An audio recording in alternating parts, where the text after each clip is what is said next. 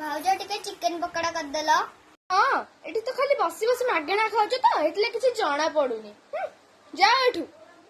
How ठीक अछि भाउज।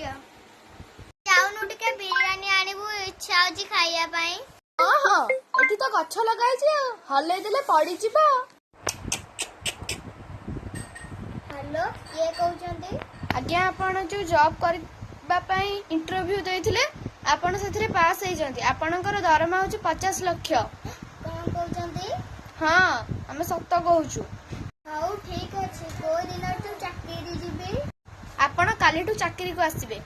How ठीक अछि, मैं बे रखुची। चिकन पकोड़ा खाइबो बोली कहउतला ना? एई गला गला 2 किलो चिकन ने आसीबो बोली कहउतला ना? एई ने 500 टका। कथारे नाही, तमे टिके उपरकू जाओ। ये तुमको तळे पकाई दे जंदी, से माने तुमको कुंढेइबे। जी मो गेली ननंद आउ एमती कथा मु केबे हेले तुमको कहबिनी हैला। जी झियो मते भी तो क्षमा कर दे।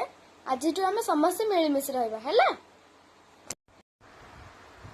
आपण मानू केमती लगी निश्चय कमेंट करेंगे, लाइक भी निश्चय करेंगे। तो आम एक्टिंग टे भी आपण मानू केमती लगुच निश्चय कहेंगे। रखुची, नमस्कार।